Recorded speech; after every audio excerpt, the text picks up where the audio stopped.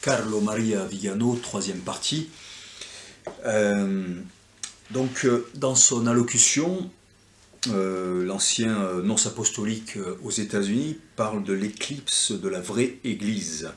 C'est une éclipse qui a commencé pour lui il y a 60 ans avec Vatican II, avec la montée de l'anti-Église. Il emploie souvent ce terme-là, l'anti-Église, anti-church,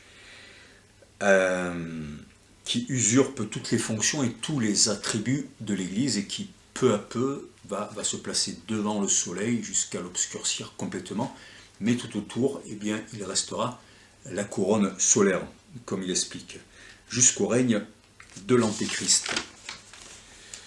Et c'est évidemment le grand responsable, le modernisme selon lui, qui a été introduit dans l'Église. Et la seconde analogie qu'il utilise, c'est celle de la femme vêtue de soleil dont on parle dans l'Apocalypse, qui ne sera jamais vaincue. Alors, cette histoire de l'Apocalypse, en fait, c'est une femme vêtue de soleil qui accouche d'un enfant mâle qui mènera paître tous les peuples, toutes les nations par un sceptre de fer. Elle est poursuivie par le dragon, elle se réfugie au désert, elle arrive à échapper au dragon ou au serpent.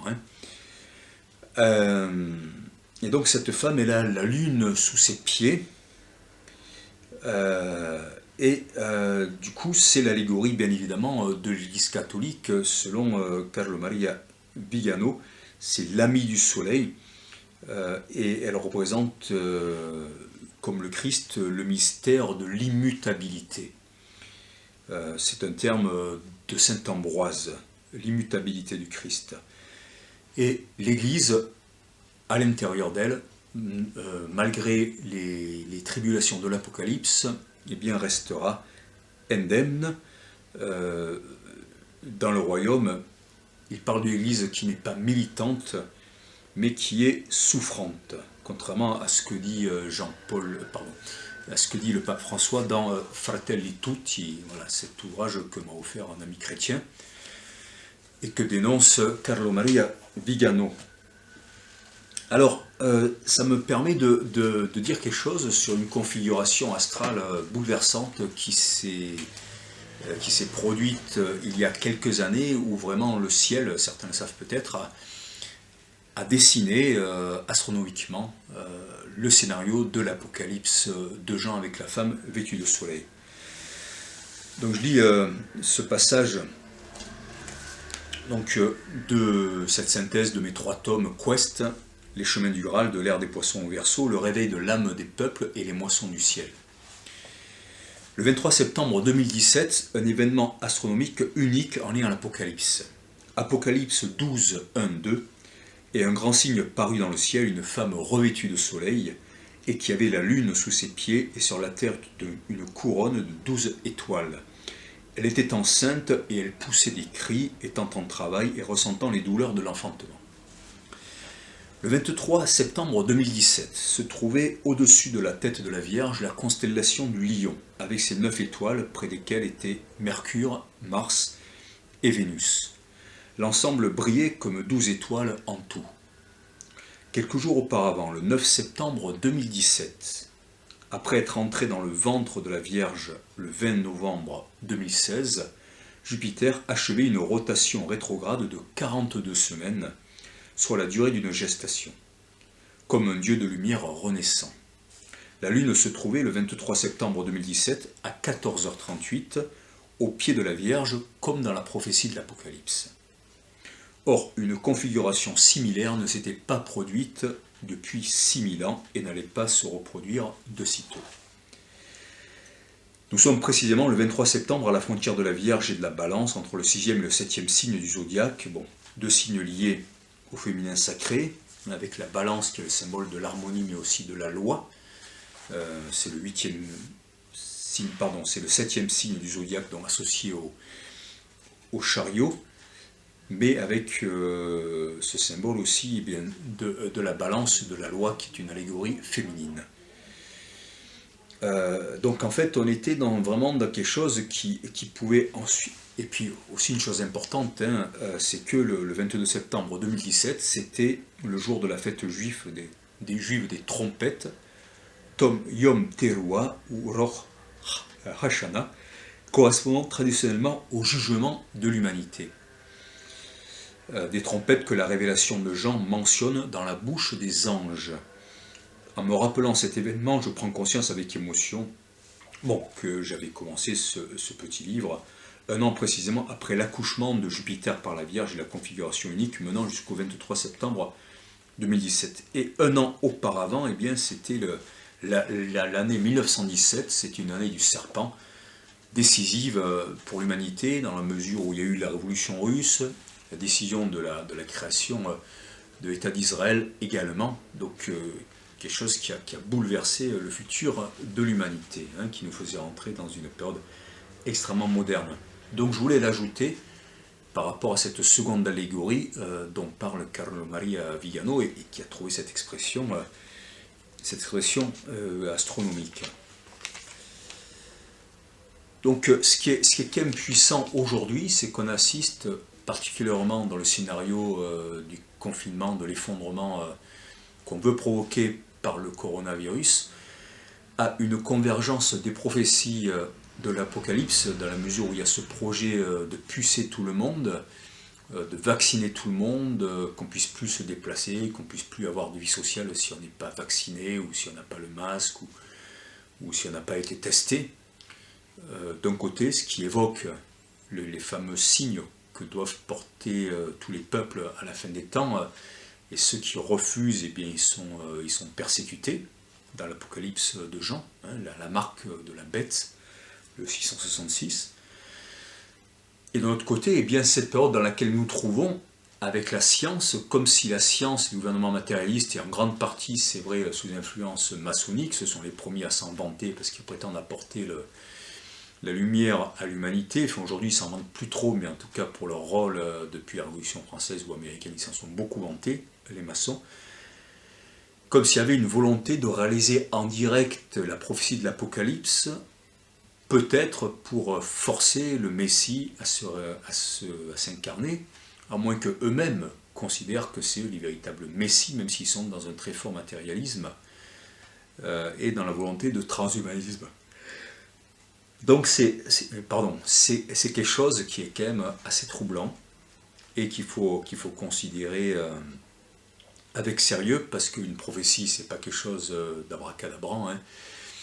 C'est simplement de la même façon dont on peut faire un rêve prémonitoire qui va se réaliser des années après, des esprits assez éveillés ou des personnes qui ont été choisies pour recevoir une révélation peuvent avoir la vision, avoir le rêve visionnaire d'événements qui vont se produire des milliers d'années après. Et si on ne les oublie pas, ces prophéties, c'est parce qu'on sait qu'il y a quelque chose d'important et que c'est peut-être quelque chose qui est déjà écrit par rapport à l'infini des probabilités de l'être humain, hein, où quelque part les choses peuvent parfois se réduire à des équations et donc peuvent être extrêmement prédictibles par l'intuition, par la révélation ou par le modèle mathématique qu'utilisent les tenants de monde matérialiste. Cette idée qu'on vient de voir que l'Église n'est pas forcément militante mais souffrante, ça peut mieux aider à comprendre un certain nombre de chrétiens qui ne proclament pas ouvertement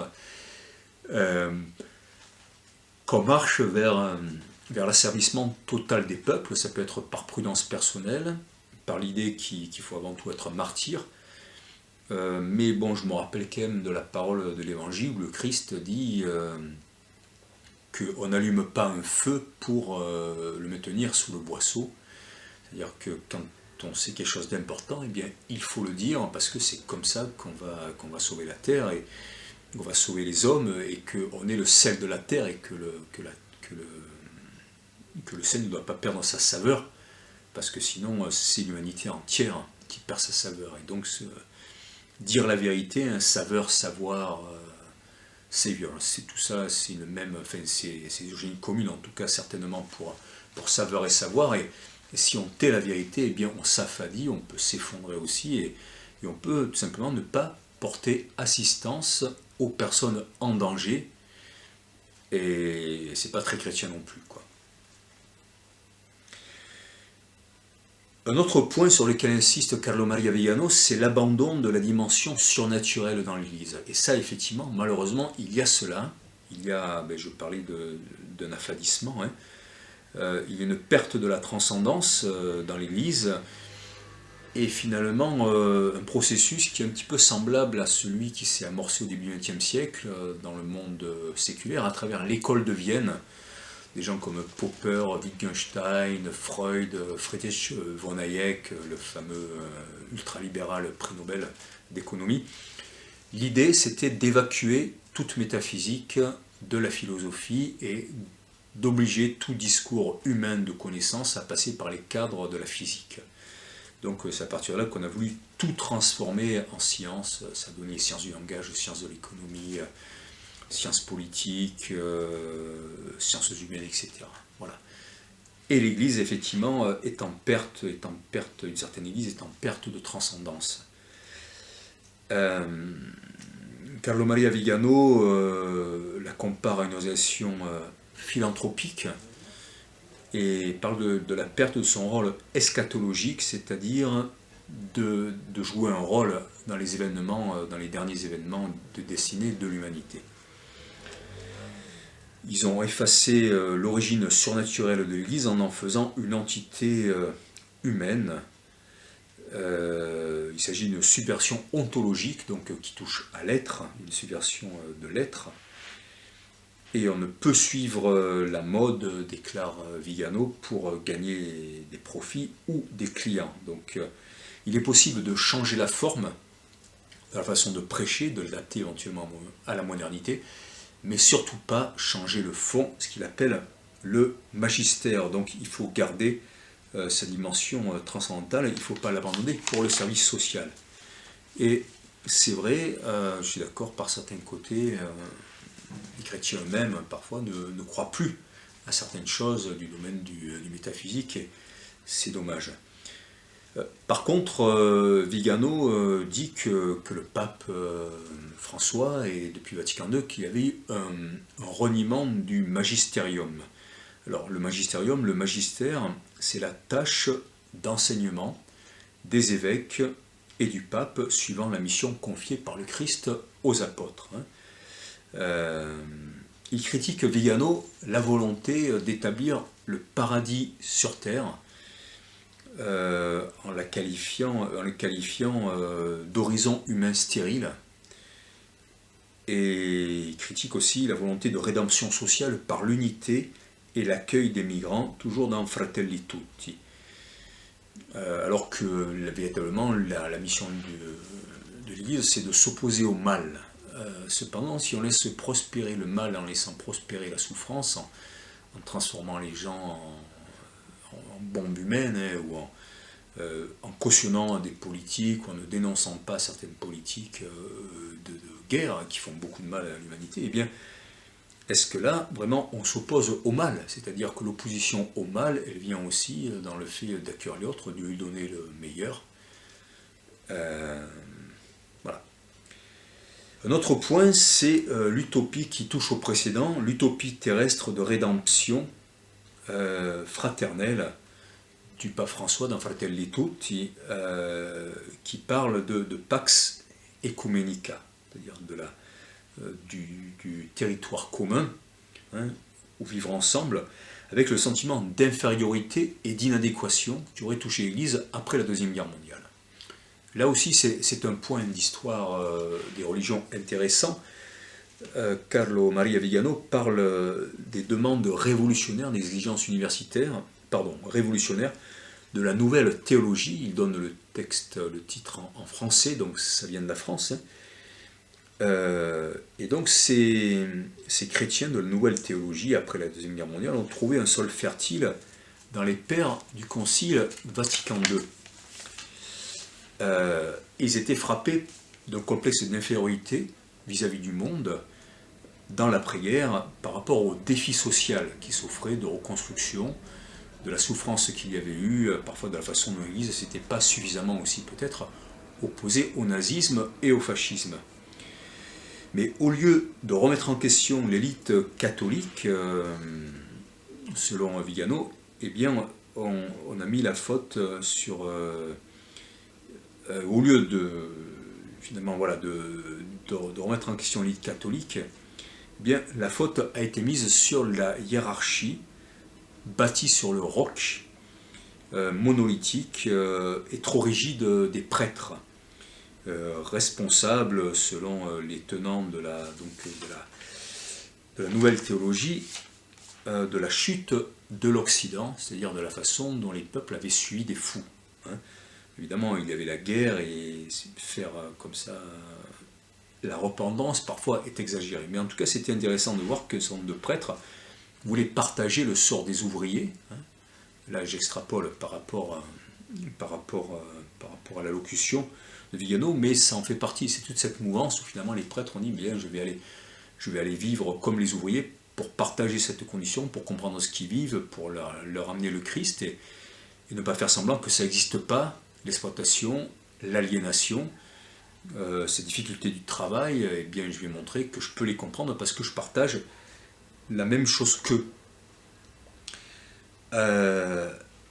Mais là où donc Vigano va beaucoup plus loin, c'est qu'il dit il est faux qu'entre l'Église et le monde temporel, il puisse y avoir une amitié.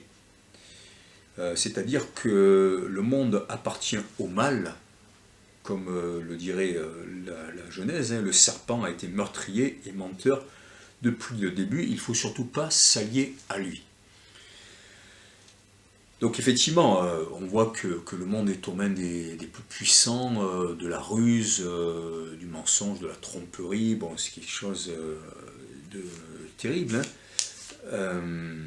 Le problème, c'est qu'il y a une confusion, quand même, dans la façon dont parle Vigano, entre le fait de partager le sort des affligés, hein, de vivre, de prendre sur soi aussi une partie de la souffrance du monde, ce qu'ont voulu faire les ouvriers, tout en comprenant les gens qui voulaient amener vers l'amour christique.